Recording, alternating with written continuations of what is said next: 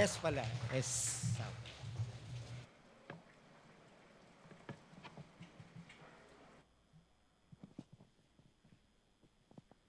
Hello. Ayan. Malibay 3 pala po kami. Baka magtampo po yung mga membro ko. Matampuhin po yung mga member sa district eh. Hindi. So, bago po tayo magsimula, nasa kalagitnaan po natin, i-recognize na po natin yung mga bisita. Pag nandito po kayo, since nakatayo po kayo, taas nyo lang po ang inyong kamay, mabanggit ang inyong pangalan. Richmond Waikona. Ayan, nandito siya. Church, what shall we say? Praise God. Si Ryan Coritico. Yan. Church, what shall we say? Praise God. Meron pa si Daisy Martates. Yan. Church, what shall we say? Amen. Meron pang dalawa. Richard J. Kama. Taas lang po ang inyong kamay kung nandito po kayo. Ito. Church, what shall we say? Praise God. And last, Michelle Santos. Church, what shall we say? Amen. Alright? Let's, bago tayo magsimula, basahin natin ating panata sa, ang aking pangako sa Panginoong Jesus. Pinamumuhay ko si Jesus bilang aking Panginoon at tagapagligtas. Siya ang aking kanlungan sa oras ng problema at kahirapan. Siya ang aking pag-asa sa panahon ng kalungkutan. At ako ay nangangako na hindi ko hahanapin sa ibang lugar, sitwasyon, tao, o kayamanan man ang lahat ng awa at biyayang tanging kay Kristo ko lamang matatagpuan. Let's open our Bibles to Romans chapter 8, verse 31. Romans chapter 8, verse 31.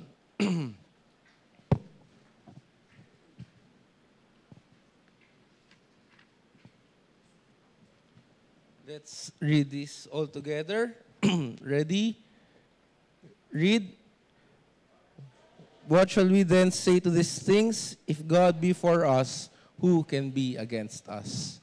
Let's pray. Our dear Heavenly Father, thank you for this time that you've given to us, for the opportunity to learn from your word, opportunity to speak. Guide us, give us knowledge, wisdom, and understanding. All these things we ask in prayer in most holy name. Amen. You may now be seated, please. Thank you. Sa buhay ngayon, hindi madali. Tama. Madali ba yung buhay natin? It will never be easy. Life gets hard. Pero lagi natin tatandaan, God's grace helps us to keep going. Laging nandiyan pa rin yung biyaya ng Panginoon. Sabi ng mga eksperto, merong 600 different fears people can experience. Yan yung araw-araw natin na kinakaharap. And minsan ninanakaw yan yung kasiyahan natin, yung takot natin. Yung takot niya, ninanakaw yung kasiyahan natin eh. Pero merong good news. Hindi mo kailangan mabuhay sa katakutan. Hindi mo kailangan mabuhay sa takot. Bakit? God is on your side. Sabi sa binasa natin, what shall we then say to these things? If God be for us, who can be against us? Kung kakampi mo yung Panginoon, sino yung lalaban sa'yo? Who can be against us? When God is with you, that's more than enough. God plus 1 is already a majority. Ano yung biggest fear mo? What's your biggest fear? Embarrassment? Failure? Rejection? Losing your mind? Disappointing others or not fitting in, etc., etc. Sobrang daming takot. Bumagsak ka sa school, takot ka sa magulang mo dahil bumagsak ka sa school, or sa work, businesses. Ano yung kinakatakutan mo? Satan uses fear to steal your joy. He knows what brings joy, so he creates fear to block it. For example, doing what's right brings joy. So Satan makes you fear what others might think. Nandiyan yung, natatakot akong gumawa ng tama kasi baka, ano sabihin nila, kakaiba ako, killjoy ako. Sharing Jesus brings joy. So he makes you afraid to speak up. He makes you care more about pleasing people than pleasing God. But here's the truth. You don't need everyone's approval to be joyful. You only need to live to please one, and that is God. Nabubuhay tayo para hindi please yung tao sa paligid mo. Hindi ka pwede maging people pleaser all the time. Nabubuhay tayo para i-please yung iisa, and that is God. That's the path to real and lasting joy. You can have joy today because God is for you, so don't be afraid. Huwag ka matakot. Kampi mo yung Panginoon eh. Kakampi natin si God. The mere fact na nandito tayo sa simbahan ngayon, ibig sabihin, pinapakita mong kakampi mo siya. Kailangan mo siya. At kung kakampi mo yung Panginoon, who can be against us? The greatest gift you've ever given wasn't bought with money or wrapped with paper, but it cost the giver everything. Ano yun? God sent His Son, Jesus. Si Jesus, siya yung namatay para sa atin. You could be made right with Him. Yun yung greatest gift of all. Romans chapter 3, verse 24 and 25, being justified freely by His grace through the redemption that is in Christ Jesus, whom God has set forth to be a propitiation through faith in His blood, to declare His righteousness for the remission of sins that are past through the forbearance of God. He got us out of the mess we're in and restored us to where He always wanted us to be. Dahil sa mga kasalanan ginagawa natin, hindi tayo karapat-dapat, and ginawa niya is, pinadala si Jesus Christ para iligtas tayo. God sacrificed Jesus on the altar of the world to clear the world of sin. So, bakit ba kailangan mamatay ni Jesus? Tatanong niyo sa sarili niyo, bakit niya kailangan mamatay? Bakit? Nobody's perfect. And si God, perfect siya. Meron ba ditong perfect? Taas niyo yung kamay niyo kung sino dito yung never nagkasala, never nagsinungaling, never nakapag-isip ng masama sa kapwa nila. Meron po ba? Wala pong perfect na tao. Kahit ako po nandito, kahit si Pastor Joey, kahit pumunta po kayo sa Catholic Church, ano po ba yun, sa Muslim, sa mosque, or sa iglesia, wala pong makakapagsabi na ako, perfecto ako. Kahit anong religion pa yan, kahit sino pa yan, wala pong makakapagsabi, ako hindi pa ako hindi ako nagkasala. Bakit? Kasi lahat ng tao nagkasala. There is none righteous, no, not one. Kaya kailangan mamatay ni Jesus dahil nagkasala ang tao. God's perfect standard. Neither do you, we've all blown it. Sabi sa Romans 3:23, for all have sinned and come short of the glory of God. Tayong lahat daw ay nagkasala at hindi nakabot sa kaluwalhatian ng Panginoon. Lahat. Walang sinabing, for some have sinned, for many have sinned. Hindi. For all have sinned. God is just. God wants to be fair. When somebody breaks a law, there must be a penalty for it. May kabayaran. Yung pag nakaw ka, may kabayaran, makukulong ka. When you break man's law, you pay man's penalty. When you break God's law, you pay God's penalties. And what is the penalty for sin? Romans 6:23, for the wages of sin is death. Ang kabayaran doon ng kasalanan ay kamatayan. Jesus paid the price for our sin. 2 Corinthians chapter 5, verse 21, for He hath made Him to be sin for us who knew no sin, that we might be made the righteousness of God in Him. God took the sinless Christ and poured into Him our sins. Then in exchange, He poured God's goodness into us. Jesus took on my sin and your sin and all the sin that has ever been committed. Yun yung good news. Yan yung pinakamagandang balita. That's the gospel. Jesus paid the price you could never pay. Sino ba pwede magbayad ng ibang kasalanan natin? Yung utang pwede natin bayaran. Ang utang natin sa kapwa-tao pwede natin bayaran. Pero yung kasalanan, never natin mababayaran yan because we're all sinners. Walang karapat-dapat kung hindi si Jesus Christ. So sabi sa Romans 5:8, but God commended His love toward us in that while we were yet sinners, Christ died for us. Namatay na si Jesus Christ. Siguro nasa isip mo, ano na lang kailangan kong gawin? May nagbayad na ng kasalanan ko. Ako yung nagkasala, pero si Jesus yung nagbayad. Kailangan mo i-accept in God's free gift. For whosoever shall call upon the name of the Lord shall be saved. Tawag ka daw sa Panginoon Jesus at maliligtas ka. Kailangan mo manampalataya. God gave us a free gift of salvation when Jesus took our sin upon Himself. It's a gift we must receive. Nandiyan yung regalo hanggat hindi mo tinatanggap yan. Yan yung regalo ang kailangan mong tanggapin. Dahil hanggat hindi mo tinatanggap, hindi ka maliligtas. It's one thing to understand the basics of how to have a relationship with Jesus. It's another to accept the gift.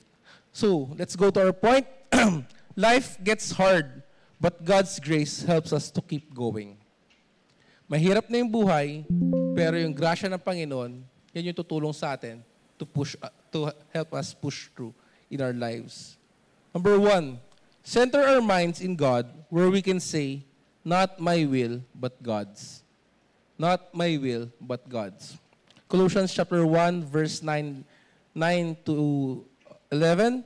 For this cause we also, since the day we heard it, do not cease to pray for you and to desire that ye might be filled with the knowledge of his will in all wisdom and spiritual understanding, that ye might walk worthy of the Lord unto all pleasing, being fruitful in every good work, and increasing in the knowledge of God, strengthened with all might according to his glorious power unto all patience and long-suffering with joyfulness. Napansin nyo ba na kung sa mahihirap na bagay, mahihirap na pinagdadaanan mo, you grow stronger? Kailan ka ba nag-grow? Pag madali lang yung buhay, pag easy-go-lucky ka, pag wala kang pinagdadaanan, or pag sinusubok ka na ng panahon tapos nalalagpasan mo yung mga problema. Or pag halimbawa sa training ng basketball, pag nag-training ka, mahirap yung training, pero kailangan mong gawin. Or kahit anong sports, or kahit anong school, kailangan ka mag-grow. Pag nahihirapan ka na sa problem tapos solve mo, doon ka lumalago. Tama? That's when we are being stretched. That's when God is developing our character and preparing us for promotion. Minsan hindi mo gusto. Stretching can sometimes be uncomfortable. Pag nagbabasketball ka, mag-stretch ka or kailangan mo i-stretch yung mga paa mo or kailangan mo, mahirap, masakit kasi nai-stretch ka nga eh. Pero baka di mo gusto, pero makakatulong yan sa'yo. But if we can keep the right attitude, we will come out better than we were before. The key to passing the test is to remain at peace, at rest, in peace, at rest. When you're in peace, you have power. When you're at rest, God can fight for your battles. Many times we wear ourselves out, frustrated because we don't have the job we want, upset because a child won't do right, worried over a health problem. Yung bagay, ini-stress mo yung sarili mo, pinapagod mo yung sarili mo, kasi hindi mo nakukuha yung gusto mo. Hindi mo nakukuha yung pinag-pray mo. Yung trabaho, yung promotion, yung anak mo hindi nakikinig sa'yo, o kaya nag-worry ka na kasi may karamdaman ka. Alam mo kailangan mong gawin? Turn all that over to God and be willing to go through tough times with a good attitude. Kailangan mong baguhin yung attitude na meron ka. Sabi sa chapter 1, Paul prayed that the people would have the strength to endure whatever came their way. Think about that. Sabi si Apostle Paul, hindi siya nag-pray na, God, alisin mo yung every difficulty. Yun ba yung prayer ni Paul? Hindi. Ang sabi niya, tanggapin mo yung kahirapan and go through that. He didn't pray that God would deliver them instantly. He prayed that they'd have the strength to go through it. Ano nga yung verse? 2 Corinthians chapter 12 verse 9. Pakishow nga. Wait lang. Sa passage ni Apostle Paul, sa 2 Corinthians chapter 12 verse 9, ang sabi niya, ayan, tama. And he said unto me, my grace is sufficient for thee, for my strength is made perfect in weakness. Most gladly therefore will I glory in my infirmities, than the power of Christ may rest upon me. Sabi ni Paul, kung Bible nyo is may red letter edition, yung sinabing my grace is sufficient for thee, for my strength is made perfect in weakness. Si Jesus po yung nagsalita niyan. Sabi niya, oo, mahirap yung buhay. Oo, may pagdadaanan ka. Oo, marahil binubugbog ka na ng problema. Binubugbog ka na ng kahirapan. Pero sabi ng Panginoon, my grace is sufficient for thee. Bakit? For my strength is made perfect in weakness. Kung hinang-hina ka na, bumalik ka sa Panginoon. Kung hinang-hina ka na, lumapit ka sa Kanya. Sometimes we pray, God, you've got to get me out of this situation today. I can't stand it any longer. Kung lalagpas pa to ng another week, hindi ko na kakayanin. Pero alam mo, baguhin mo yung prayer mo. Sabihin mo, Father, please give me the strength to go through it with this good attitude. Help me to keep my joy. Help me to keep my peace. Yan yung kailangan mo pag-pray. Alam mo, yung circumstances mo, hindi yan magbabago until ikaw yung magbago. Kung paano mo tignan yung problema, hindi yan magbabago. Nandiyan pa rin yan. Bukas pagising mo, may utang ka pa rin. Bukas pagising mo, may babayaran ka pa rin. Bukas pagising mo, nandiyan pa rin yung teacher mo. Bukas pagising mo, nandiyan pa rin yung problema mo. Nagbago ba? Hindi. Pero kung babaguhin mo yung attitude mo, tandaan mo na lahat ng gising mo is a blessing. Kung babaguhin mo yung attitude mo, doon mo makikita, o nga, kaya ko tong lagpasan sa tulong ng Panginoon. Kailangan mo mismo magbago, ikaw magbago. Hindi magbabago yung circumstances mo. Hindi magbabago yung trabaho mo. At least mag-resign ka kaagad.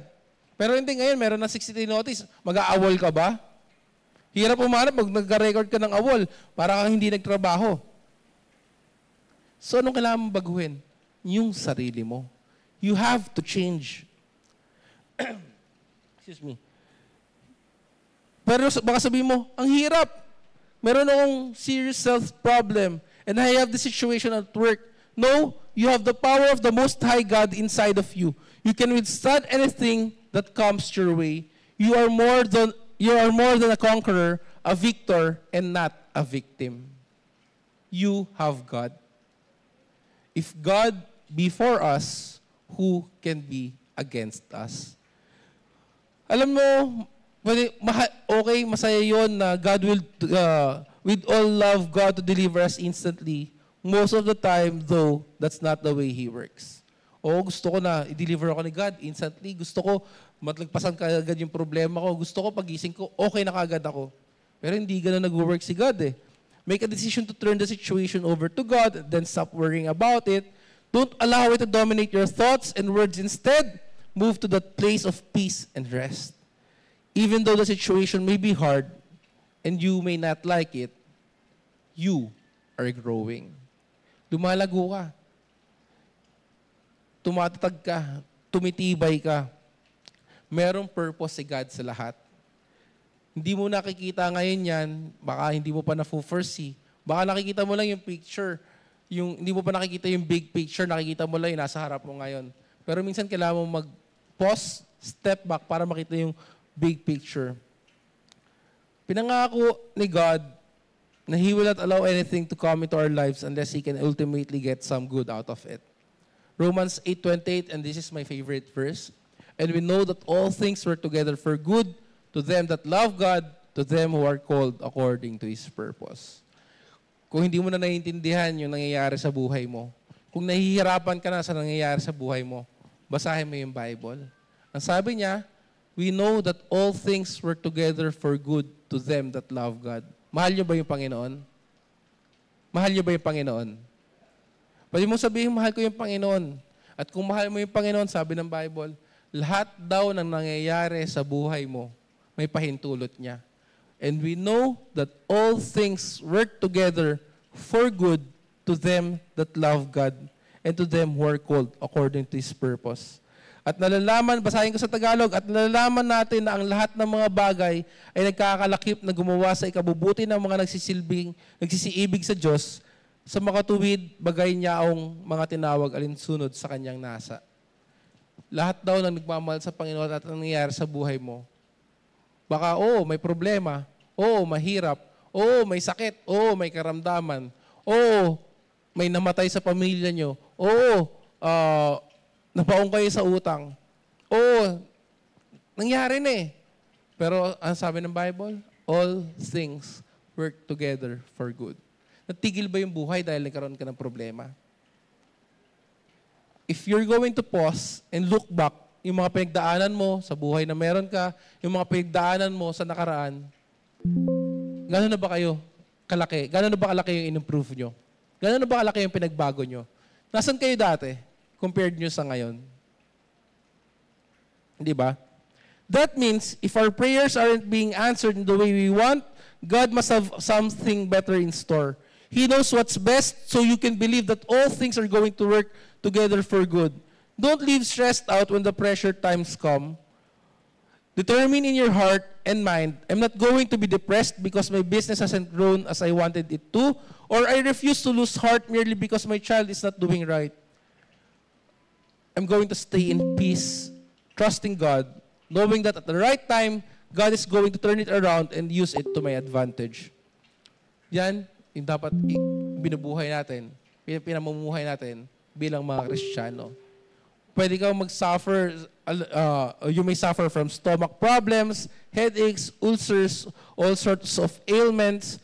Possibly you can sleep well at night, Kasi yung, ano ba to? Kanina, meron akong sabi, kaya hindi ka nakakatulog kasi inuulit-ulit mo yung images of you fighting against everything that isn't going your way. Kaya na meron akong kasabay, sabi niya, baka kaya di ako nakatulog kasi napipicture out niya daw yung yung, may sinabi kasi akong pangalan ng tao, tapos hindi daw nakatulog kasi naiisip niya daw yung babae, baka daw mag-aaway-aaway sila. Hindi ko sinasabing si Megan yun, pero hindi daw siya nakatulog kasi baka kaya hindi nakakatulog kasi iniisip mo yung problema, iniisip mo yung mga bagay.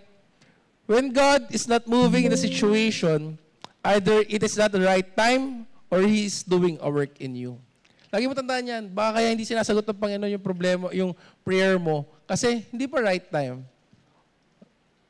Center your mind in that in the place of peace where you can truly say, "All right, Father, not my will but yours." Minsan kailangan natin i-give up lahat. And sabihin mo, hindi yung will ko, kung hindi yung will mo. Kasi yung will natin, gusto natin instant. Gusto natin parang pansit canton lang. Diba? Parang 3 minutes, 5 minutes, okay na. When you understand this principle, it makes life so much easier. You won't live frustrated because your plans didn't work out. Ang daming plans na masisira, ang daming plano, alam mo yung excited ka na sa mga bagay tapos hindi matutuloy. Nakaka-frustrate yon. Pero baka kaya ka hindi natutuloy yan kasi God has something bigger in store for us. You don't have to be disappointed for a month because you didn't get the promotion you wanted. You don't have to get upset because somebody's being unfair to you. You know that God is in control and He has you exactly where He wants you. Kung nasan ka man ngayon, kung ano man yung pinagdadaanan mo, kung ano man yung problema kinakaharap mo,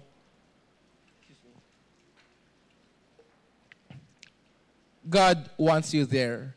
Bakit? Maybe He's teaching you something. Maybe He's making you see something na kailangan mo makita to. Kailangan mo ma-realize to. Kailangan mo makita na kailangan mo magbago. Kailangan mong isuko sa akin yan. Ano yung mga hindi mo kayang bitawan? At kaya mong yung will ko yung masunod sa buhay mo. Life gets hard, but God's grace helps us to keep going. Number 1, center our minds in God where we can say, not my will, but God's. Ibigay mo, hindi yung will mo. Hayaan mo, hindi yung will mo. But God's will be done. Number 2, consider that God's will is not just for victory, it's peace in the midst of our pressure. Yung God's will, hindi lang yan matagumpay. Ilan ng atleta na Kristiyano yung sumali, tapos hindi nanalo. Ako, nagko-compete kami before, nagbabasketball kami sa mga convention. Nagpipray ba kami? Oo, nagpipray kami. Nag-champion ba kami? Oo, nag-champion. Pero may times na natatalo kami. Oo, maraming beses kami natalo.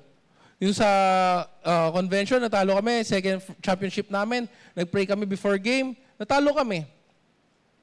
Ibig sabihin ba nun, failure kami? Hindi. Why? Baka hindi yun yung will ni God. God's will is not just for victory. Kasi hindi naman yung will ni God, puro lang palagi sa panalo eh. Hindi naman lagi kang panalo sa buhay eh. Sino ba dito yung hindi pa naka-experience ng talo? Joshua, talo ka, di ba? Sabi mo sa akin, talo ka nung nakaraan. Hindi, di ba? Lahat naman tayo natatalo eh. Tama? Ninong Big. Diba, natatalo tayo. Ibig sabihin ba nun, wala ka sa will ni God? Hindi porke, kasi minsan ang tingin natin kay God, genie eh. Na dapat puro good things lang, okay lang yung lahat, lagi kang panalo. Pag natalo ka, sisisihin mo agad sa Panginoon. Nag-pray naman ako, ginawa ko naman yung best ko eh. Exodus chapter 14, verse 13 and 14. And Moses said unto the people, fear ye not and stand still, and see the salvation of the Lord, which He will shew you today. For the Egyptians whom ye have seen today, you shall see them again no more forever. The Lord shall fight for you, and you shall hold your peace. As long as you keep trusting Him, God is going to fight your battles for you. Trust God. Mahirap yung buhay. Huwag mo nang pahirapan pa. Mahirap na yung buhay na wala Alam nyo, yung malapit ka sa Panginoon, mahirap na yung buhay. How much more yung lalayo ka pa sa Panginoon? Believe me, If you will remain at rest and hold your peace, then the battle is not yours, but the battle is the Lord's. Consider this, God wants you to remain at rest to keep your peace of mind. As long as we're upset, frustrated, and all bent out of shape, God will back away and wait. Alam mo yung pag may problema ka, upset ka, frustrated, nakaka-frustrate, oo, pero yung puso mo dapat tama pa rin sa Panginoon. Hindi ko inaalis sa inyo na ma-frustrate ka, ma-disappoint ka, pero kailangan mo makita na, oo, yung nangyayari sa akin, may pahintulot yan ng Panginoon. To show, unless matutunan mo to be at peace, God will back away. To show God that we are trusting Him, we must stay in peace. Keep a smile on your face, have a good attitude day in and day out. When you are consistent, when you are stable, and when you are not moved by your circumstances, you are proclaiming, I believe that God is in complete control of my life. Sino may control sa buhay mo? Sino pinaniniwalaan mo? Kanino ka nagtitiwala? Alam nyo, mayroong isang story. Yung isang pastor mahilig mag-basketball. Kasama yung mga kaibigan niya. Isang araw after ng game, sabi niya, maaga pa, kain muna tayo. Tapos, syempre pagtapos mag-basketball, nakakagutom, kakain muna kayo. Sabi nung niyaya ng pastor, no pastor, bakit? Pupunta pa ako sa hospital eh. Meron pa akong chemotherapy. So, nagulat yung pastor, sabi, niloloko mo ba ako? Nagpapa-chemotherapy ka? Sabi nung tinanong niya, yeah, this is my second bout with cancer. So I take chemo at least 3 times a week. Tapos nagulat yung pastor. He didn't even know anything was wrong with him. He always had a smile on his face, always was upbeat, and had an attitude of faith. He looked as if he were on top of the world. Alam nyo, other people in similar situations drag around wallowing in self-pity, defeated and blaming God, but not him. He knew that God was still in control. Pag kayo ba dumating yung problema sa buhay nyo, sisisi nyo ba agad sa Panginoon? Baka mamaya, alam nyo nangyari sa akin yan eh. Paano ba ako? Yung na-hospital ako, na maraming beses ako sa hospital, but, yung una, yung na-operahan ako sa appendix, nagkaroon ako ng appendectomy. Sabi sa akin, marami nagsabi sa akin, kasi sabi ng doktor, pagka inopera ka sa tiyan, kinabukasan, maglakad-lakad ka na para gumalaw yung movements mo. So, may nagbabantay sa akin sa hospital. Eh, yung doktor ko medyo matanda na nun, sa Makati Med ata yun. Kumatok siya, 5 a.m. Si Mami, yung operation kasi sa akin natapos parang mga hapon, 2 p.m. Yesterday. So, halimbawa, kahapon ako na-operahan, tapos ngayon, bumisita yung doktor 5 a.m. Kumatok siya. Tapos sabi ko si Mami, tinitingnan ko kaya ko na maglakad, parang hindi ko pa na tinitingnan ko kaya na maglakad. Si Mami tulog. So ako yung nagbukas ng pinto sa doktor. Sabi ko, Dok, ano po yun? Sabi, ikaw na yung nagbubukas. Sabi niya, dapat di talaga nalagyan ng anesthesia eh. So yung mga panahon, yung bata pa kasi ako nun, so sobrang taas ng pain tolerance ko. Ayun.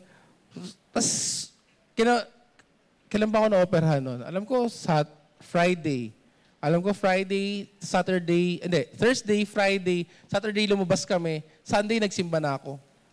Sabi ng mga tao, ba't naglalakad ka na job? Ba't ano ka na? Mamaya bumuka yung tahi mo, mamaya ganyan-ganyan. Alam niyo yung parang, yung mga tao sinasabi nito, pero ako kasi nasa isip ko, Sunday is for the Lord.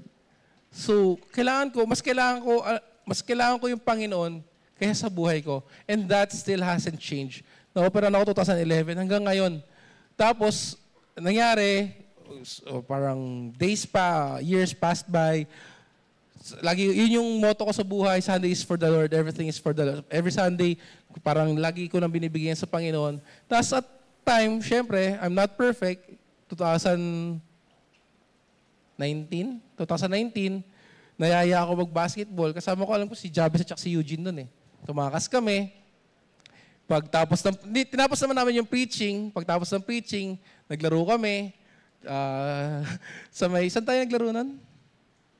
Sa may Makati. Tama, sa may Makati. So naglaro kami sa may Makati Liga kasi, saya namin, lalaro pa kami. Tapos, patapos na yung game, hinabol ko pa, nabali yung pa ako. Alam mo yung naputol yung pag sa buto kasi walang anesthesia eh. So pag naputol yung buto mo, nabali yung buto mo sa paa, masakit talaga siya.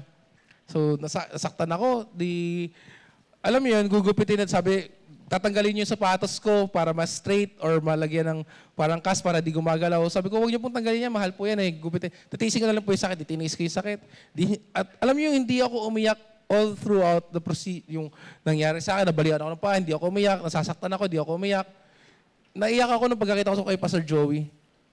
Pagdating sa ospital, naiyak ako, sabi ko, sorry po, hindi na po ako tatakas para maglaro ng basketball. Doon ako na concession, doon ako na parang na hindi na ako tatakas para mag-basketball po. So, yun. Sabi niya, sige, tsaka na tayo mag-usap about dyan, magpagaling ka muna. Alam mo yun, God will remind us of our commitments.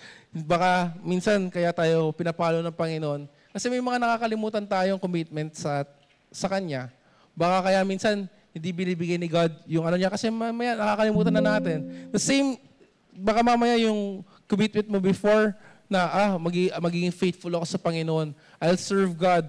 Tapos nagkakaroon ka ng blessing, nagkakaroon ka ng something, tapos nakakalimutan mo. Nandiyan yung magbubook ka na ng flights, alisin mo na yung Sunday sa plano mo, tatamaan ng Sunday, tatamaan yun. No? Kami ni Micah, ang dami nag-iaya sa aming mga friends namin,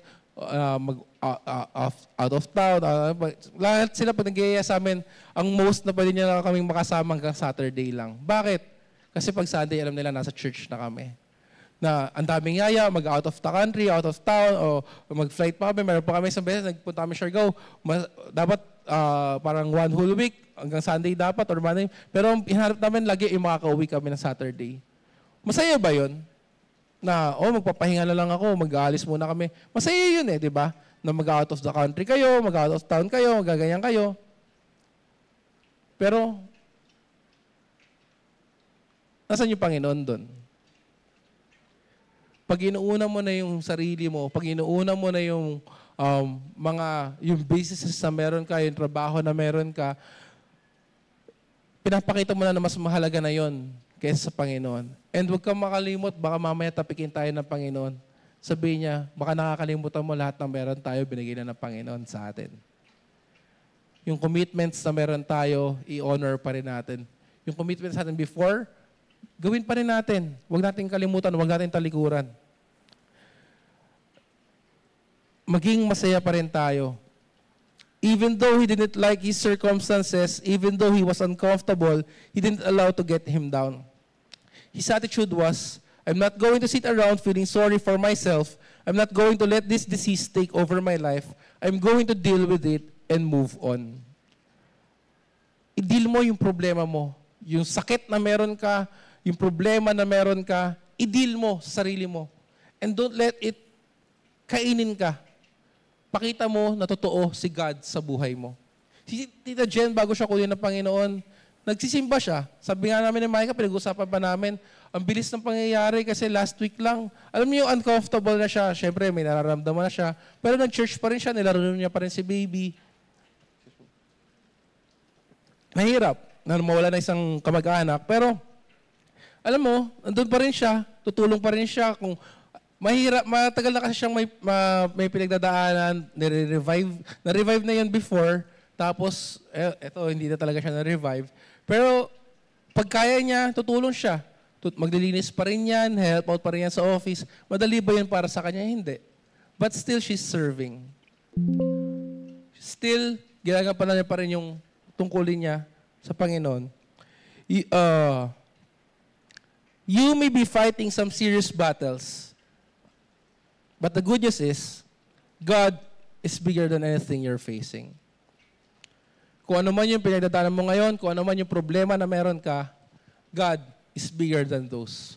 Kung ano man yung problema mo sa family, sa asawa mo, sa anak mo, sa school, sa trabaho, sa businesses, God is bigger than your problems. He can make a way even when it looks like there's no way. Don't quit living your life. Don't let that obstacle be a central focus of your existence.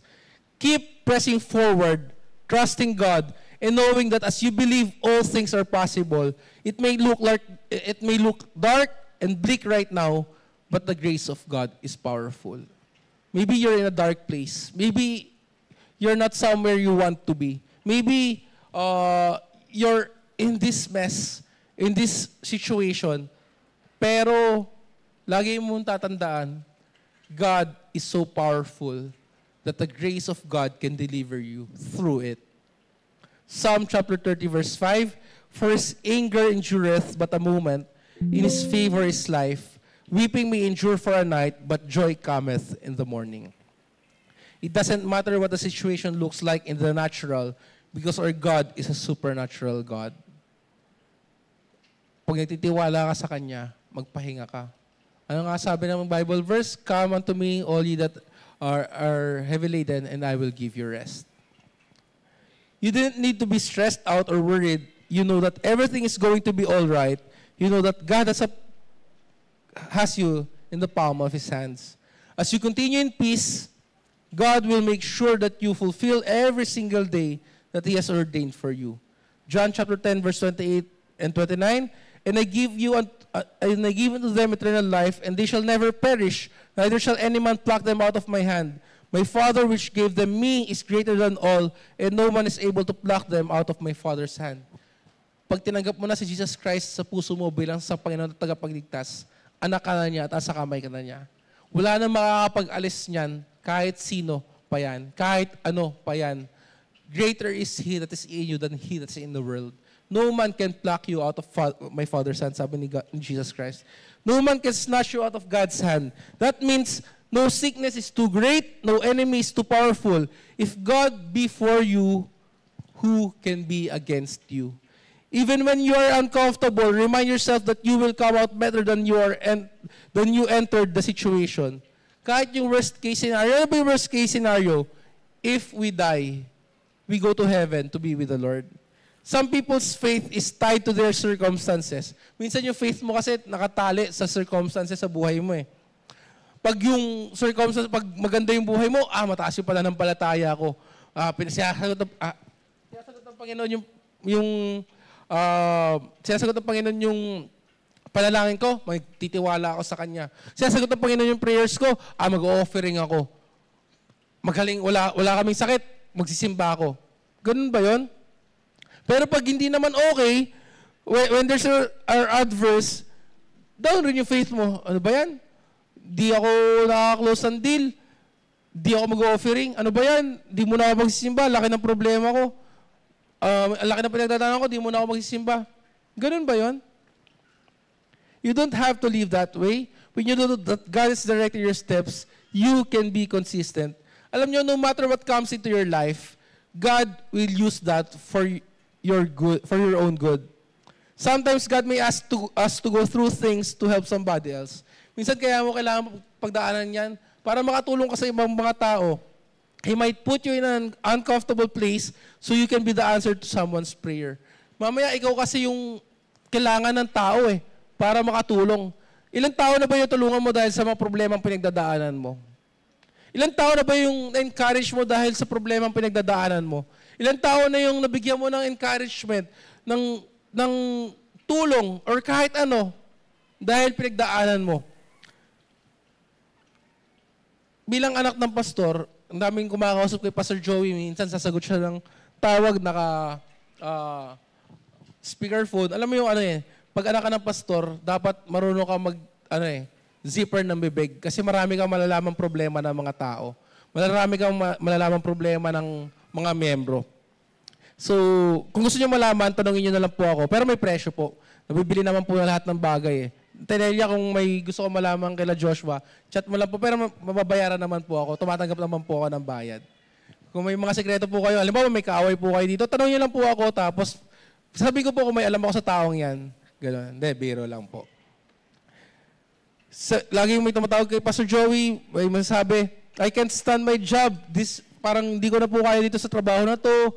Nahihirapan po ako. These people get on my nerves. They irritate me. I shouldn't have to put up with them. Hindi ko na po kaya to Pero, have you ever considered that God may have you there on purpose?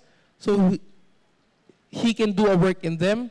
Maybe, alam nyo, ako bilang administrator ng school, Marami ako nakikita, alam mo yung mga problema ng mga tao, normal na tao. Sabi ko nga, pag people manager ka, hindi ka pwedeng basta, alam mo yung hindi ka basta nagtatrabaho lang. Kailangan mo rin i-manage yung mga tao. Na, paano mo ba pagsasamahin yung mga tao? Paano mo ba hayaan na mag-work, they will work hand in hand? Kasi magkakaibang tao yan eh. Lahat ba yan magkakasundo? Hindi ah. Lahat ba yan magkakaano?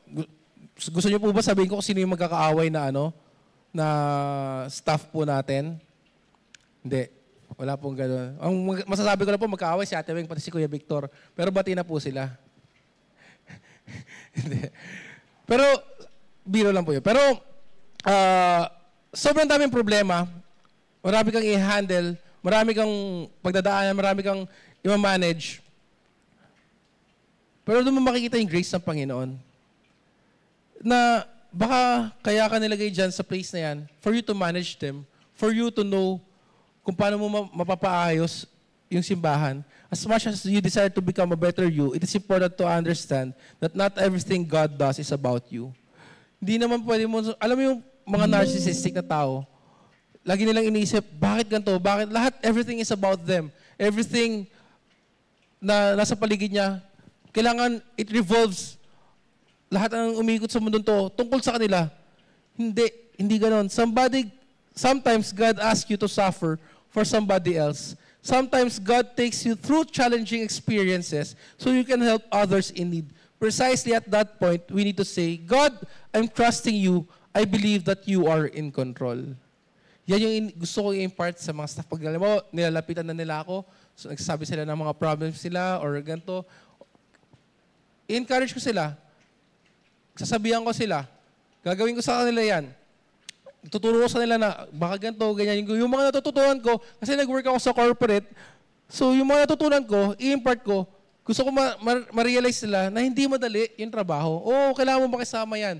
Ilalagay ko kasi, pero hindi ko naman pwede sabihin, porket okay sa akin, dapat okay rin sa kanila. Hindi po ganun yung buhay eh. Pero kailangan ko sa kanila instill na, ito yung mga scenario in real life. Baka mamaya dito ka lang nakapag-work, you need to be professional. Even though I don't understand this and it's not necessarily something I may have chosen, I'm going to stick with it and with your help, I will maintain a good attitude. Minsan kailangan mo lang mag-maintain a good attitude. You will not always feel like doing it, but do it as a sacrifice to God because you love and trust Him. Tinanong ko yun, Nina, kung mahal niyo ba yung Panginoon?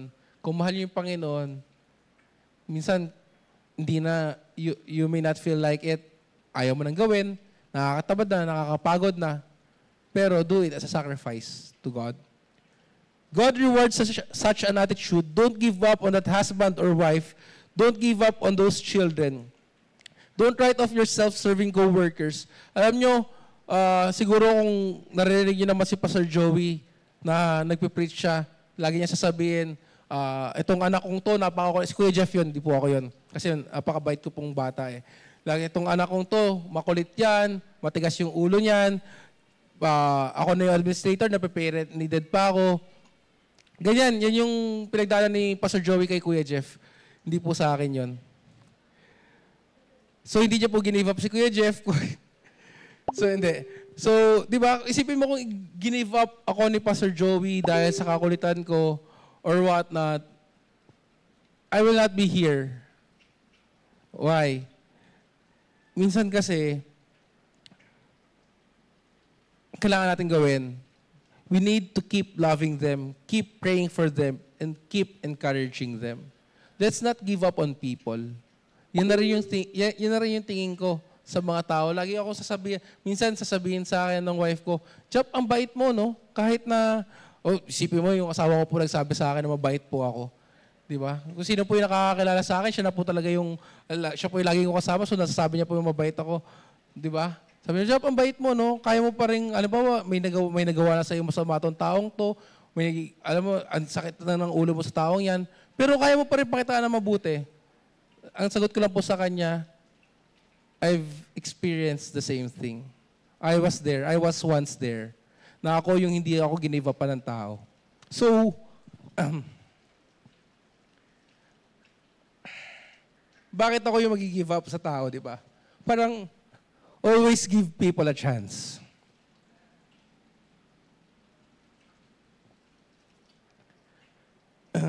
Keep loving them. Keep praying for them. God is keeping the records. As you sow seeds to help someone else, God sees and He will reward you. So, kaya yung buhay ko parang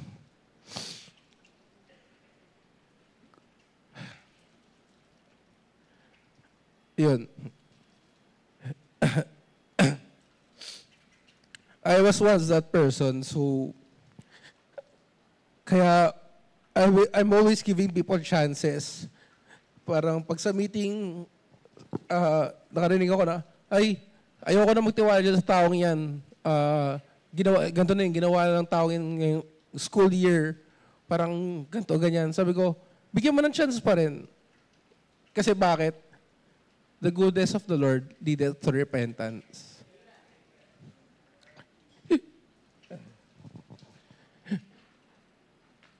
Kasi kung mag-give up tayo sa tao, baka mamaya, that's the last straw, or yan lang yung kailangan nila. Kailangan nila ng onting push, kailangan nila ng onting tap on the back. They're going through something. And be there for that person. I've known people who are not going to be happy until they get married. They're not going to be happy until their business grows or until they get out of a certain situation. No, it's imperative that we turn those situations over to God and learn to be content right where we are.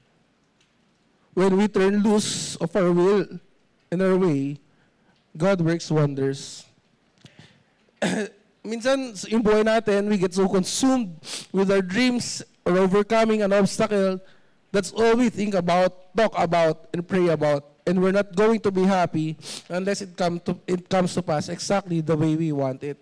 Ganun ba yung buhay mo ngayon na, ito lang yung gusto ko mangyari sa buhay ko. Pag hindi ako magiging masaya, hanggat hindi ko nakukuha itong promotion na to, hindi ako magiging masaya hanggat hindi ako napopromote, hindi ako nakaka-close ang deal, hindi ako magiging masaya hanggat hindi ako nakakakuha ng trabaho. And then that leads to frustration. And if we're not careful, possibly to resentment. Okay na po. Okay. Thank you. Okay na. And possibly resentment. When you sense that happening, you must get back to that place of peace, of rest, and where you can honestly say, God, I trust you. I believe that you know what's best for me. And God, even if it doesn't work out that way, the way I want, I'm not going to be unhappy. I'm not going to let this ruin the rest of my life. I'm making a decision that I'm going to be content right where you have me today. Kung hindi man dilingin ng Panginoon yung prayer mo, tingin nyo ba si Pastor Joey hindi niya pinag-pray na sana gumaling si Tita Jen? Last week pa siya may sakit, biglaan na lang, ang bilis na pangyayari, hindi na-revive, na-revive pero magpupunta lang sa life support. Tingin niyo ba hindi nag-pray sa Pastor Joe? Pinag-pray niya pa rin yun.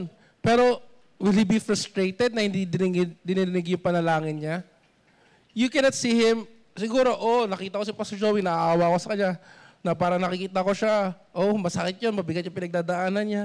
Pero you won't see him na magmumukmok sa gilid, magpapahinga, or magpapahinga siya, pero he's still doing his work being a pastor.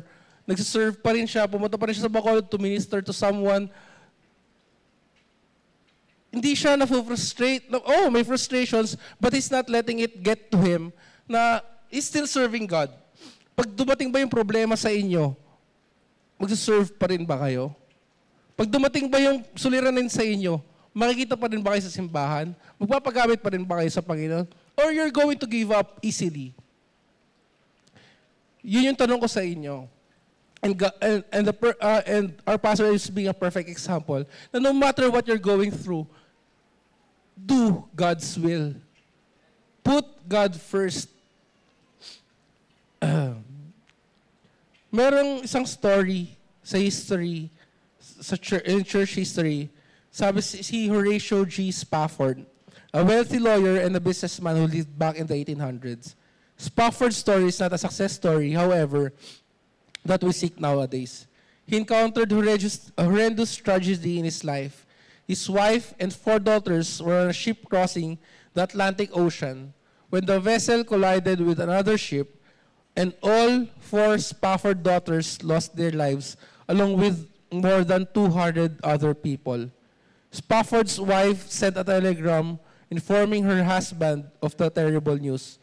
Horatio Spafford booked a passage across the Atlantic Ocean to be reunited with his grieving wife. At one point, the captain notified him that they were passing the spot where he believed Spafford's daughter had died. Horatio Spafford stared solemnly at the rolling waves, and that night he wrote the words to what would become a beloved hymn of the Christian faith. Ano yung song na yun? Siguro, pag ikaw nagkaroon ka ng anak,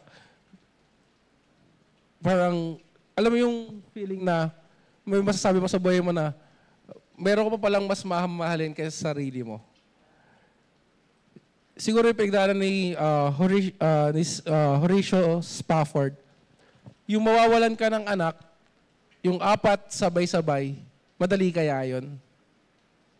Hindi. It will never be easy. Pero, nung nagko-cross siya sa Atlantic Ocean, nasulat niya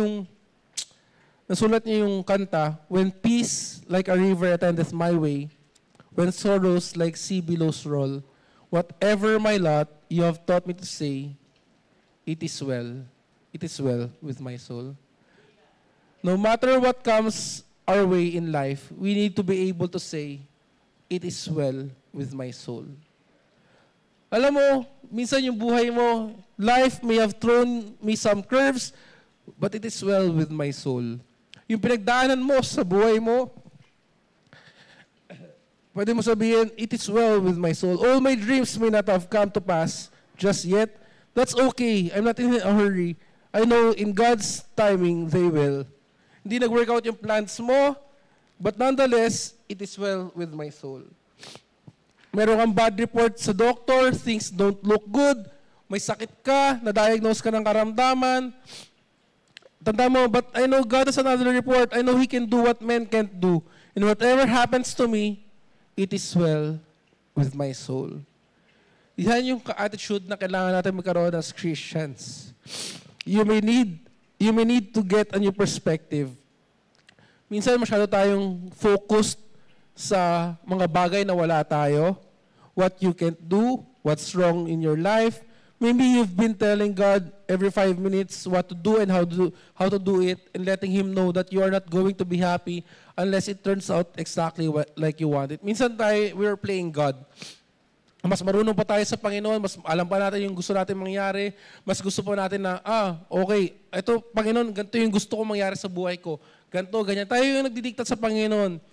Pero, hindi ako magiging masaya hanggat hindi mo binibigay sa akin to. Make a decision to turn it over to God. Psalm chapter 55, verse 22. Cast thy burden upon the Lord, and He shall sustain thee. He shall never suffer the righteous to be moved.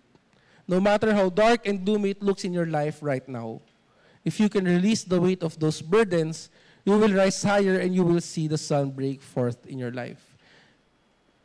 Even if you are in a dark place, even if you are in a gloomy place, kahit ano pa yung pinagdadaanan mo, give it all to God.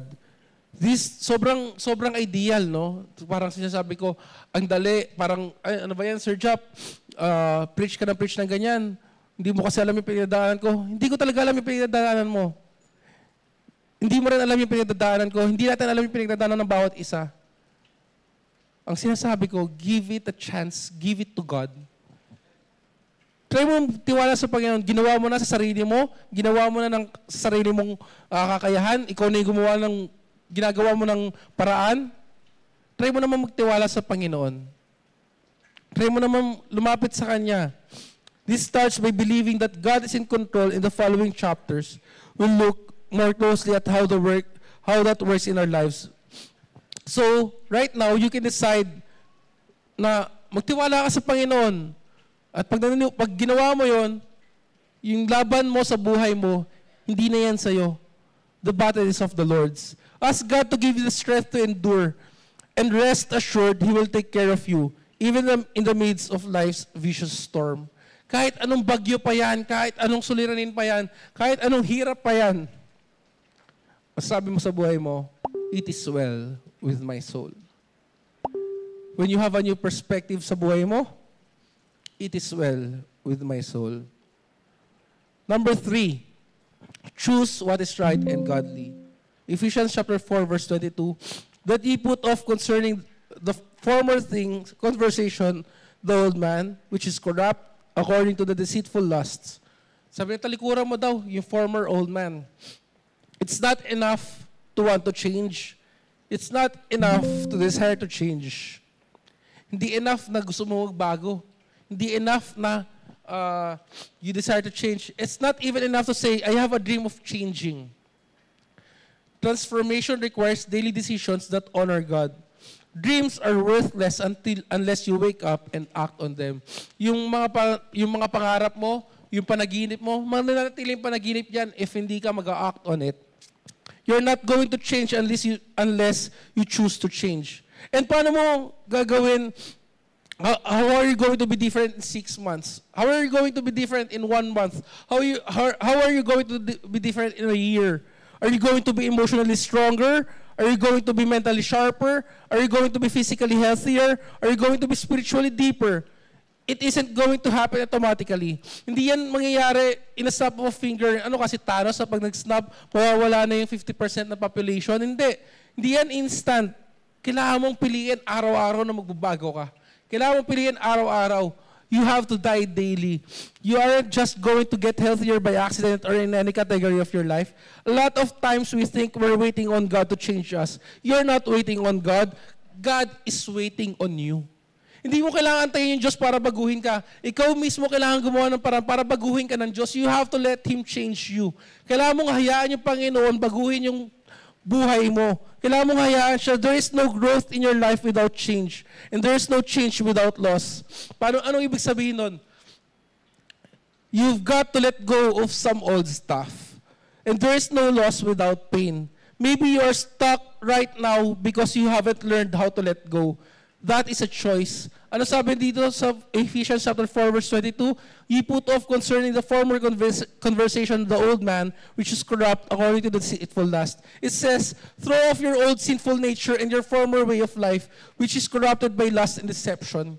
You might see your hurts, habits, and hang-ups as biological or sociological. Some of them are formed from your circumstances, but it doesn't really matter where they come from. You need to deal with them.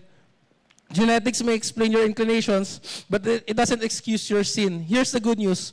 Once you become a believer, you have a new power in you that is greater than those old tendencies. The power is the Holy Spirit. Kung nahihirapan kang kalimutan yung mga kasalanan na meron ka sa buhay mo, mahirap talaga yan. Masaya kasi, there is pleasure in sin, but for a season. Huwag mong hayaan na, nag-i-enjoy ka sa kasalanan, pero at what cost? Sinabi ko nga sa inyo, I've been there, I've done that. At what cost?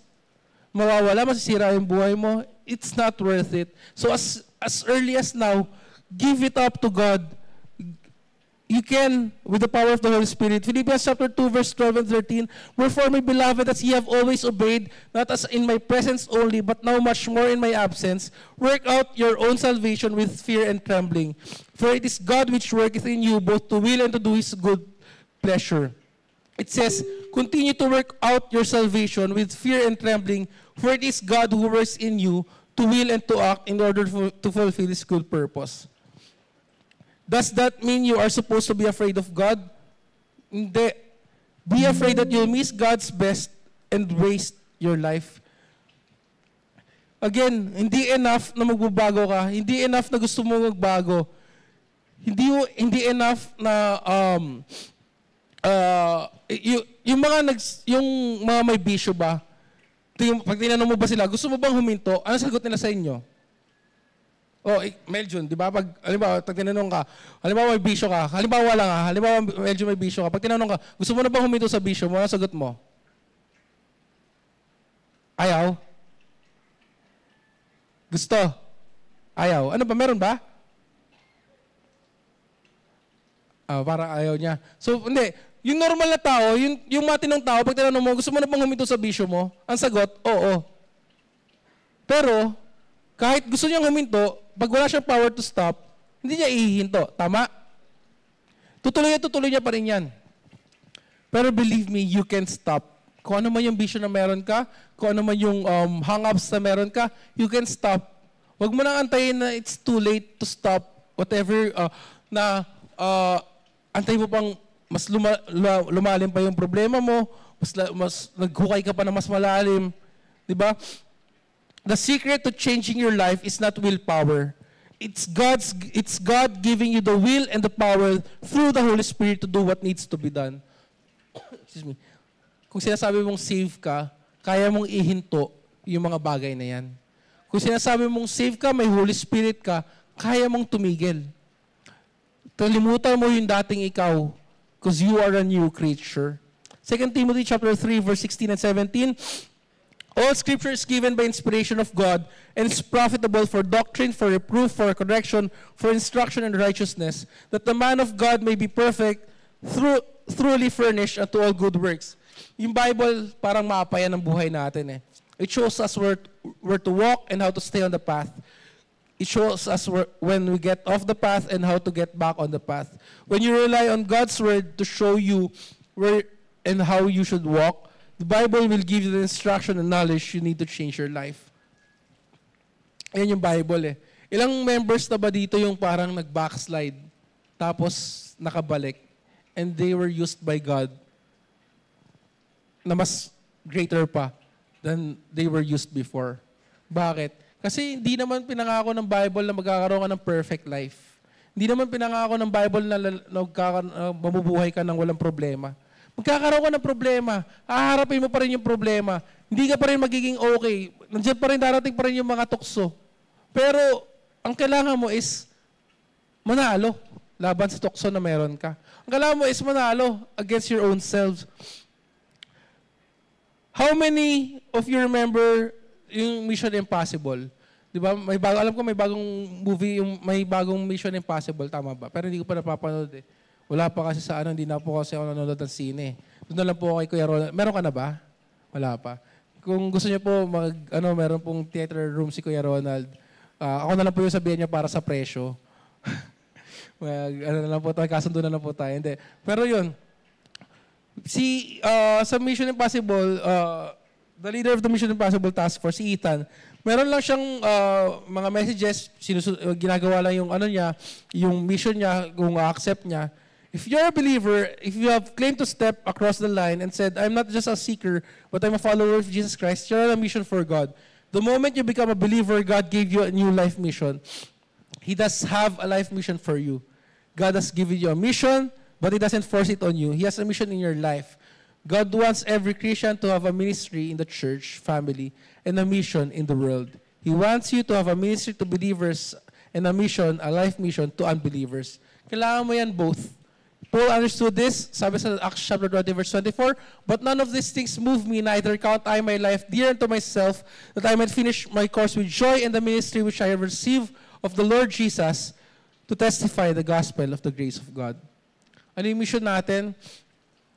The most important thing in my life is that I complete my mission, the work that the Lord Jesus gave to me to do, to tell people the good news about God's grace. He says His mission, the work that God gave Him, was to tell people the good news. Ano ba yung mission mo dito sa mundong ibabaw? Ano yung mission mo dito sa mundo? To share the good news. Mark chapter 16, verse 15, and He said unto them, go ye into all the world and preach the gospel to every creature. He's talking to His followers. That means if you are a follower of Christ, if saved ka, if Christian ka na, you are a follower of Christ. And He says He wants you to go everywhere and tell everyone about the good news. Sabi sa Acts chapter 1, verse 8, but ye shall receive power after that the Holy Ghost is come upon you, and shall be witnesses unto me both in Jerusalem, in all Judea, in Samaria, and in the uttermost part of the earth.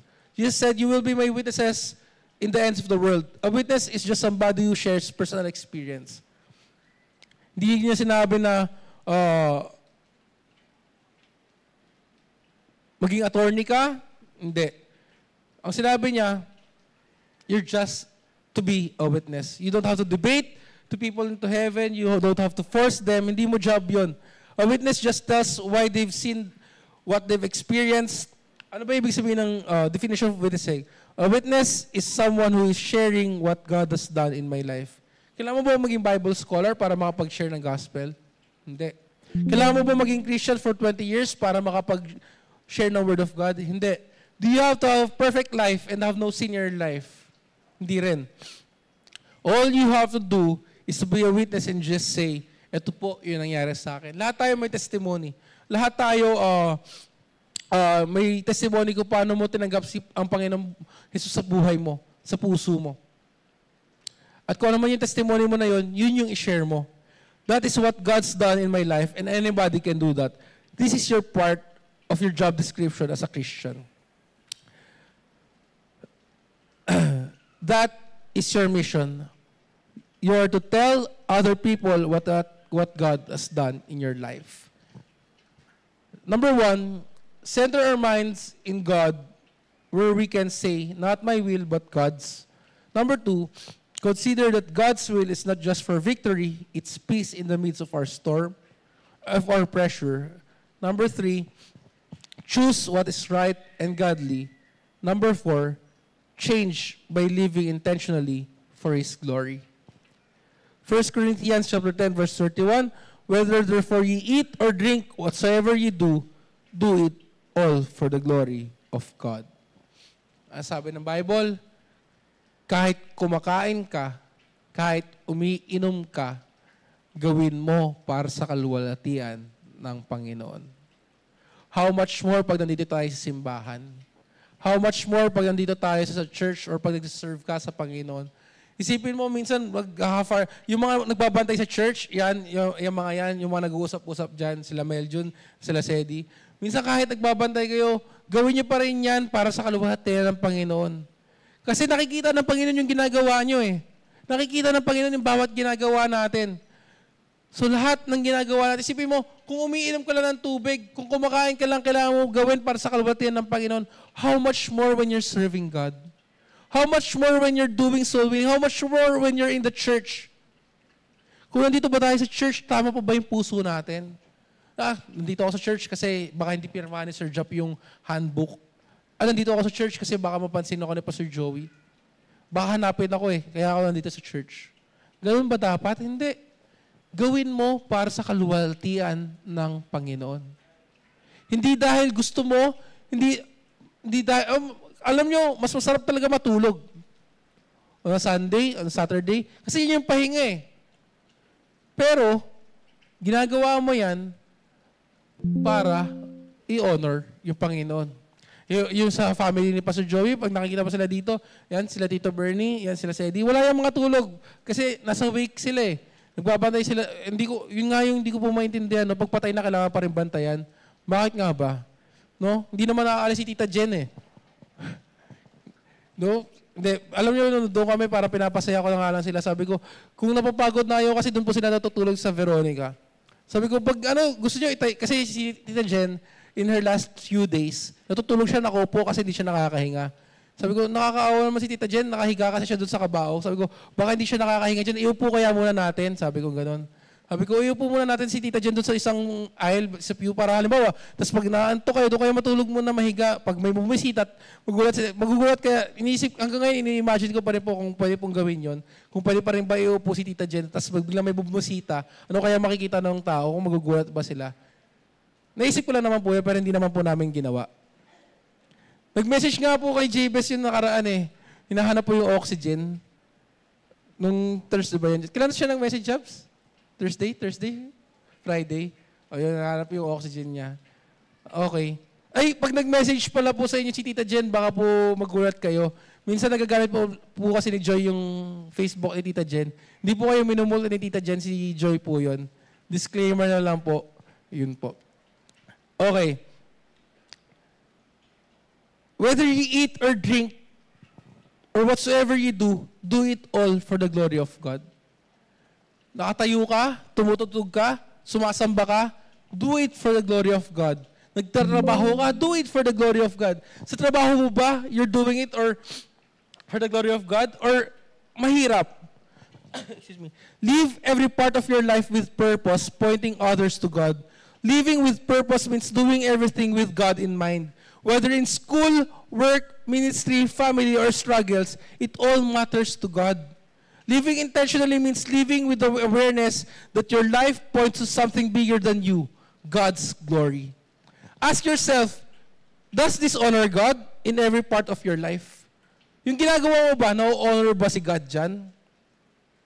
Minsan, alam nyo, tandaan nyo, lagi ko nga sinasabi, yung mga unbelievers, hindi yan magbabasa ng Bible. Sa atin ba, dito sa church natin, taas natin yung kamay natin ha, sino dito yung consistent nagbabasa ng Bible? Consistently, you're reading the Word of God. Onti lang, di ba? You're reading the Word of God consistently. Saved na tayo, Kristiyano na tayo. How much more unbelievers? Tingin mo ba magbabasa yan ng Bible? Ano yung binabasa ng unbelievers? Tayo. Makikita nila, lalabas ka dito sa simbahan na to. Paglabas nila ng simbahan na to, magsisindi ka ng sigarilyo. Ano sasabihin ng mga tao? Di ba ang dami na nakakakita? Di ba? Ay, okay lang pala yan kasi pwede pala, sa bagay, baka sabihin niya, pwede pala dyan, okay pala mag-church dyan kasi pwede pala magsigarilyo dyan. Okay lang pala sa members sila. Ganun ba yon? Minsan hindi natin nakikita, hindi tayo nagiging aware na yung mga tao nakikita yung mga ginagawa natin. So lagi mo tatanungin yung sarili mo, does this honor God? Paglabas mo, ano man ginagawa mo, does this honor God? You can make choices that maximize your possibilities for the glory of God. How far you go depends on surrender. When you choose faith, obedience, and dependence on Him, God does the impossible through you. Every decision can either move you closer to God's purpose or away from it. Let's choose what brings Him glory and let our life grow with impact. Our choices determine your direction. Live intentionally for His glory. Kailangan yung buhay mo intentionally, mabubuhay ka para sa kaluwalhatian ng Panginoon.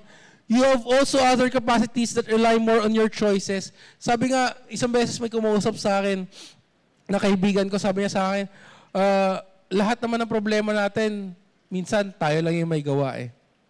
Paano mo malalagpasan yan? Sarili mo lang rin. Di ba? Tama naman. Lahat ng problema natin, yung choice natin eh. Hindi ka naman mapupunta sa situation na to kung hindi mo choice eh. Hindi mo naman mapupunta sa isang scenario if you didn't choose it. It's your choice. Minsan, and we chose wrong. Kaya, oo, nagkamali ka na in the past. Oo, nagkamali ka na ng choices. Oo, nagkamali ka na ng desisyon. Kailangan mo pa bang ipagpatuloy yan? Hindi. Kailangan mong baguhin yan. You have to stop and you have to honor God with everything you do. It's never too late. Ngayon, pwede ka magbago. Huwag mo nang antayin masira pa lalo yung buhay mo. Huwag mo nang antayin na mas lalo pang lumalim at hanggat hindi ka na umalis. Yung kasalanan parang kumunoy yan. Lumulubog ka na lumulubog at hanggat hirap ka na umalis. So huwag mo nang antayin na malunod ka na doon sa kasalanan bago ko pa umalis. You have to choose. And you have to choose living your life glorifying God. Responsibility capacity, your choice to take charge of your life. Character capacity, your choices based on godly values. Abundance capacity, your choice to believe there is more than enough. Discipline capacity, your choice to focus now and follow through.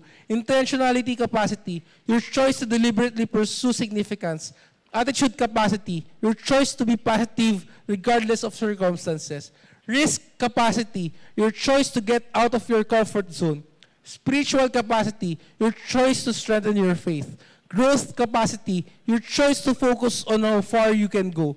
Partnership capacity, your choice to collaborate with others. Do you know how to increase your capacity in these areas? Yung mga capacity na yan, yung mga sinabi ko sa inyo, dyan yung choices na kailangan mong increase eh. And when you pair the development of your capacities with the maximization of your choices, you start to develop personal momentum toward your potential. Momentum is not a result of one push. It is a result of many continual pushes over time. How far can you go? Yung momentum mo, sabi nga, di ba, strike while the iron is hot. Yung momentum mo sa pag-church, lagi ba yan nandyan? O mawawala ka? Lulubog, para ba tayong kabote? Lulubog, lilitaw? What's limiting you isn't God. Yung sabi mo, ay, wala po akong kapasidad dyan. Sino bang meron? Ako ba meron? Tandaan nyo, nakakapagsalita lang po kami dito sa harap nyo, it's all by the grace of God. No one's worthy. Kahit sinong tumayo dito sa pulpit na to, sabihin lang, ako, makakapagsalita ako dahil worthy ako. Sinungaling po yun. Bakit? Kami po, nakakapagsalita po kami dito, it's all by the grace of God. Bakit? Dahil lahat tayo nagkasala eh. Lahat tayo makasalanan. It's all by the grace of God that we can speak in front of this pulpit to you. So, ano yung nagli-limit ba sa'yo? What's limiting you isn't God. It's what you believe, how you obey, and what you're willing to develop. Ako, sabi ko nga po sa inyo, mahihain po talaga ako. Hindi ko po alam kung po talaga magsalita sa harap ng tao.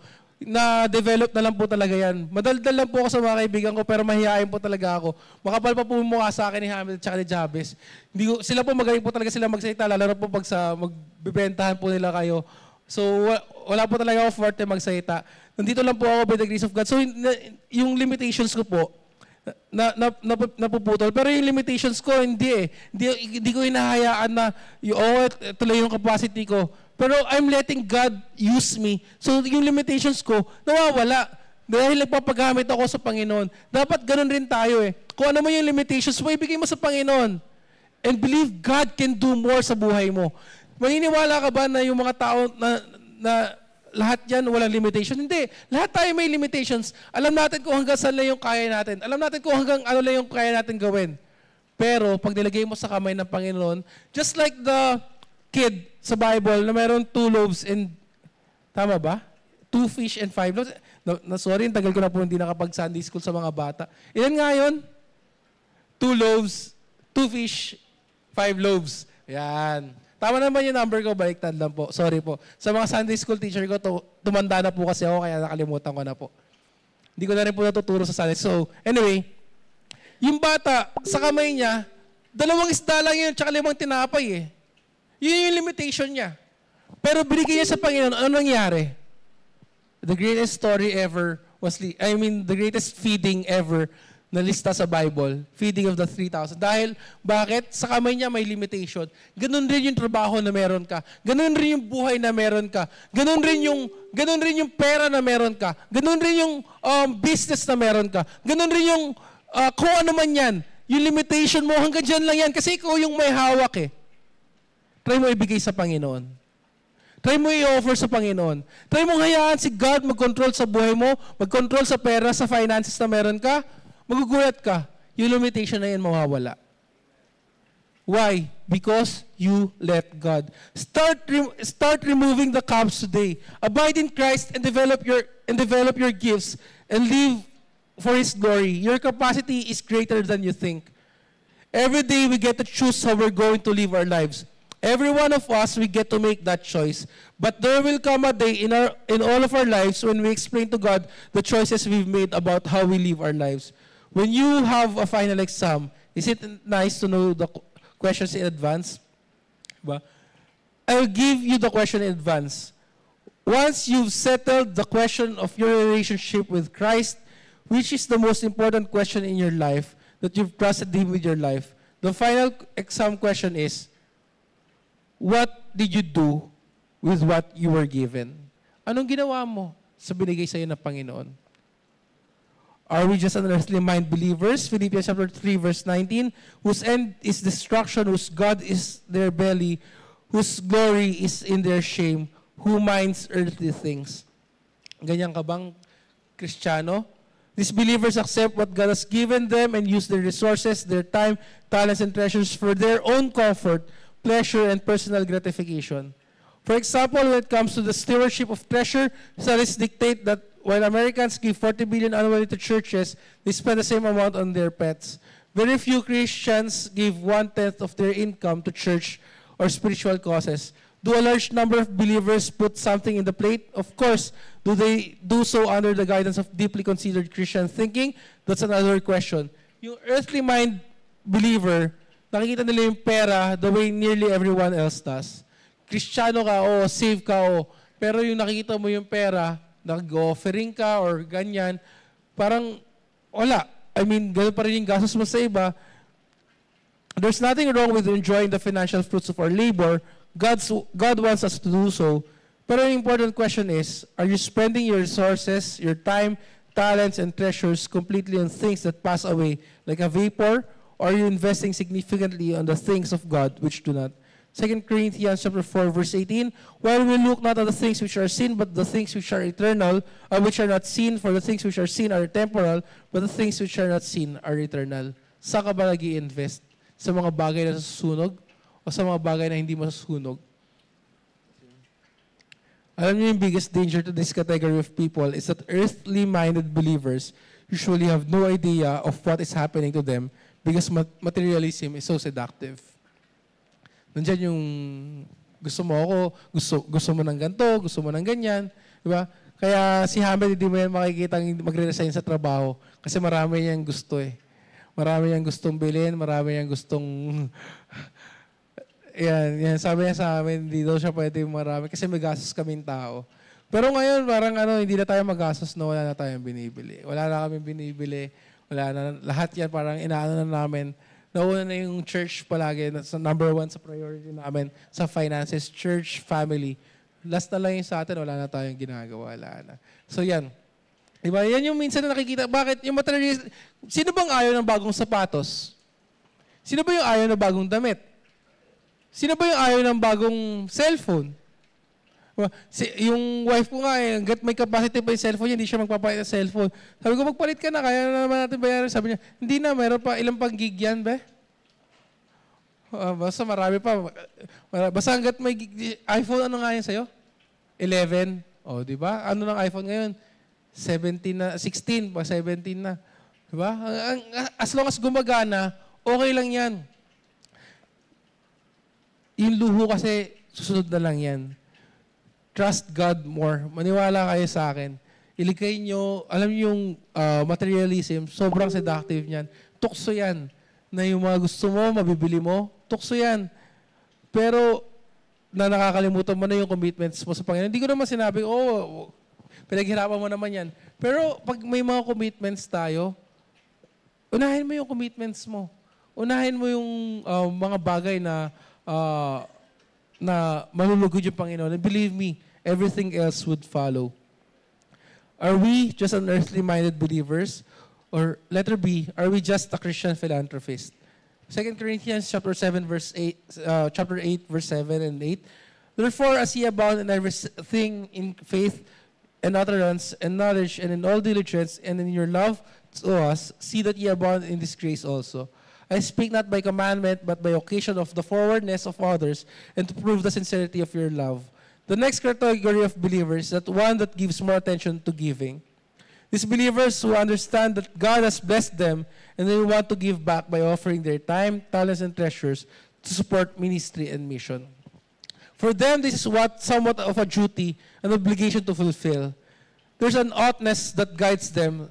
They write on their offering envelope or volunteer in some way, but there is no joy or purpose in it. Perhaps it's the way they were taught by their parents. Perhaps it is motivated by the sense of duty of chipping in, so that the church fund can some project overseas, or pay its budget, or provide some program. Perhaps it's giving out of guilt. That important distinction is that it's doing what I have to do. Ayan na tayo yung philanthropist Christian na ginagawa ko to kasi kailangan. Ginagawa ko parang obligation, out of obligation. Yung puso mo wala dun sa ginagawa mo. Ginagawa mo lang siya out of duty. We need to be spiritually alert and more perceptive about eternal matters as they touch earthly ones. Acts chapter 2 verse 44, and all that believed were together and had all things in common. The three kinds of believers in this world. Earthly-minded believers, nandyan lang, nakafocus lang sa mundong to. philanthropists, or are you God investors? 2 Corinthians chapter 8, verse 1 and 2. Moreover, brethren, we do you to wit of the grace of God bestowed on the churches of Macedonia, how that in a great trial of affliction, the abundance of their joy and their deep poverty abounded unto the church and unto the riches of their liberality. For to their power I bear record, yea, and beyond their power they were willing of themselves, praying us that with much entreaty that we would receive the gift and take upon us the fellowship of the ministering to the saints. And this they did, not as we hoped, but first gave their own selves to the Lord, and us too, by the will of God. Nandiyan naman yung third level of Christian, na ginagawa mo na yung bagay dahil nag-i-invest ka para sa Panginoon. Hindi ka na nakatingin sa material things, hindi na nakatingin out of duty. Ginagawa mo na yung bagay out of love. Mahal mo ba yung Panginoon? Are you investing in God? Are you thinking of the future? Are you thinking of how can you invest in the ministry? Tandaan mo, the God investor says to himself, I must know God even more deeply. I must multiply my time, my talents, and my treasures even more so that I can serve God better. Yan na yung inisip mo, hindi mo na tinitingin, kasi hindi ka philanthropist na gagawin ko lang to out of duty, gagawin ko to kasi sinabi ni pastor, gagawin ko to kasi nakikita ko ng pastor eh. Marami bang ganyan? Oh, marami akong kilala na nagsisilbi kasi baka may masabi yung ibang tao. Kasi baka may masabi, ay gagawin ko to kasi para wala silang masabi. Ay, gagawin ko to kasi may nakatingin. Marami bang ganyan? Marami. Na kumikilos lang kasi nakikita ng tao. Pero yung mga God investors, gagawin nila yan out of love. I must know God even more deeply. I must multiply my time, my talents, my treasures, even more so that I can serve God better. And never is there a thought of comparing His giving to that of others. Hindi mo pa rin sabihin na, nagbibigay naman ako ng malaki na sa church eh. Bakit compare ko pa yan? Bakit kailangan ko pa magganto? Bakit kailangan ko pa mag-serve? Nagbibigay na ako. Hindi ganyan yung mga God investors. Never does he seek personal credit for what he does, because those things are not the source of the joy. When God is glorified, that's when the kingdom investor is energized. Hindi mo na titingin, hindi ka na hihiling na palakpakan ka ng tao. Hindi ka na magtatampo na, ano ba yan? Hindi ako napalakpakan. Ano ba yan? Hindi na-recognize yung ginawa ko. Ano ba yan? Hindi nakita ni pastor yung ginawa ko. Hindi mo nahahangarin yun. Bakit? Kasi tandaan mo, lahat ng ginagawa natin sa mundong ibabaw, nakikita naman yan ng Panginoon. Nakikita ni God. Sabi nga di ba? Whether you eat or drink, do it all for the glory of God. Whatsoever you do it all for the glory of God. So kahit makita ka ni pastor, kahit palakpakan ka ng tao, kahit may makakita sa iyo o wala, gawin mo ng tama. Gawin mo ng out of love sa Panginoon. Why? Ganon kumilos yung God investors. 2 Corinthians chapter 10 verse 12, for we dare not make ourselves of the number or compare ourselves with some that commend themselves, but they measuring themselves by themselves and comparing themselves among themselves are not wise. Kung kinukumpira mo daw, bakit si ganito lang yung ginagawa? Bakit ako mas maraming ginagawa? Bakit si ganito, hindi naman siya masyado napapagod? Ito nakatunga nga lang, ito patulog-tulog lang. Ako masyado na akong pagod. Nagkukumpira ka? Kung nagkukumpira ka sa ginagawa mo, anong kabaliktaran ng not wise? Anong kabaliktaran ng hindi matalino? Ano po? Pwede po kayo sumagot. Ano pong kabaliktaran ng hindi matalino? Ano po? Fool? Ano sa Tagalog ng fool? Mangmang. Bobo. Tanga. Tama po ba? Sabi ng Bible, kung nagkukumpira ka sa trabaho ng iba, kung sasabihin mo, ay, ito hindi bumaba sa bantay ko, hindi rin ako bumaba sa bantay ko, ang tawag sa iyo ng Bible, tanga ka. Bobo ka. Kasi, you are not wise. Diba? Kung gaganti ka kasi nagkukumpira ka, hindi mo yan ginagawa out of duty, ang tawag sa iyo ng Bible, mangmang. Kung ginagawa mo lang yan, kung gumaganti ka, hindi mo nakikita na ministry yan, hindi mo nakikita na dapat nag-serve ka ng maayos, kung nagko-compare ka, ito, sige, hindi ako pupunta sa bantay ko kasi hindi ako sinipot na ito eh. Ang tawag sa'yo ng Bible. Hindi ka God investor. Hindi ka, you're just thinking about now. Again, don't compare yourselves to others. Whatsoever you do, do it for the glory of God. Be a God investor. Don't compare yourselves. And our goal is to prayer you to answer that question so you can stand before God and say, I used my talents, I used them in a way that helped others. I used them in a way that made an impact on this world. Life is all about staying out of your comfort zone. If you don't challenge yourself, you don't know yourself. Paano mo malalaman yung limitation mo kung hindi mo challenge yung sarili mo? Our mind sometimes tells us little lies about ourselves and we believe them. We think, hindi mo kayang gawin yan. Ilang bulong na ba sa sarili mo na sinasabi, hindi mo kaya yan. Huwag mo nang gawin yan kasi hindi ka naman magtatagumpay dyan. I just want to get better tomorrow. That's what I want now too. Maybe as you start this journey, you should tell yourself that you are at only 40% of your capacity. What would happen if you assumed that you had at least 60% more capacity than you ever believed? What if it's not 60%? What if it's only 40 or 25 or even 10%? Wouldn't that change your life? Sa mga nasa medical field, ilan percent nga daw ng brain natin yung nagagamit? Ilan percent nga, Med? Tama ba? 10% lang ba? Hindi, seryoso.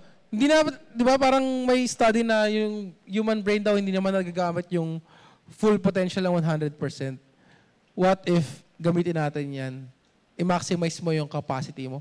Isipin mo 10% pa lang or whatever percent that is, yung nagagamit mo, ganyan na yung kaya mong gawin. How much more, increase mo pa yung capacity mo. Believing there's more and working to tap into it could be the first step in reimagining your life capacity and embracing no limits in life. Kaya tayo nalilimitahan, kaya tayo nahihirapan because we're not letting God. We're trusting in ourselves. We're believing na, ito hanggang dito lang ako eh. No. Nasubukan mo na yung sarili mong kakayahan. Nasubukan mo nang solusyonan yung problema sa sarili mong kapasidad. Subukan mo naman magtiwala sa Panginoon. Subukan mo naman gawin yun sa pamamaraan ng Panginoon.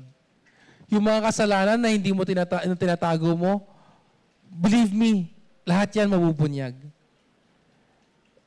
So stop now. Yung mga bagay na ginagawa mo para lang ma-please yung ibang tao, nagiging people pleaser ka, hindi ka nagiging God pleaser, stop. Whatsoever you do, do it for the glory of God. Mahirap na yung buhay. Mahirap na yung pinagdadaanan natin. Huwag na natin pahirapan pa dahil sa mga maling choices na ginagawa natin. Huwag na natin pahirapan pa yung buhay dahil sa maling desisyon na buhay natin. The first step is to surrender everything to God. Hindi yan madali. Kasi nandiyan pa rin yung old sinful nature natin. Nandiyan pa rin yung pagiging narcissist natin na kailangan ko pa rin ito, ganito, ganyan, ganyan. Hindi yan magiging madali. And it will never be easy. Pero, trust us when we say, that's the start. Magiging maganda yung buhay mo when you believe God. You will not live a perfect life. You will not live a life na rainbows and butterflies. Hindi. It's not always rainbows and butterflies. Pero, mas magiging madali ang buhay when you trust God. Honor God with whatsoever you have. Honor God with your life. Let's all stand up, please, and let's pray. Our dear Heavenly Father, thank you for this time that you've given to us, for the opportunity to learn na yung buhay mahirap na, pero with you, everything is possible. We can do everything with your word. We can do everything with you by our side. If God be for us, who can be against us? So Lord, we offer everything back to you. In Jesus' name we pray. Amen. Kung sa buhay niyo nahihirapan kayo, kung mahirap na yung buhay na pinagdadaanan nyo, at pinili niyo yung sarili niyong kakayahan, pinili niyo yung sarili niyong pamamaraan, siguro, try nyo i-recommit yung sarili nyo, yung commitment nyo sa Panginoon. na hindi naman yung will nyo, subukan nyo naman magtiwala sa Panginoon. Lord, ibalik nyo ulit yung buhay nyo sa Panginoon. Not your will, but God's will. The altar is open for you to honor or to give back what belongs to God, your commitments or whatnot. You can recommit yourselves. The altar is now open. You may come.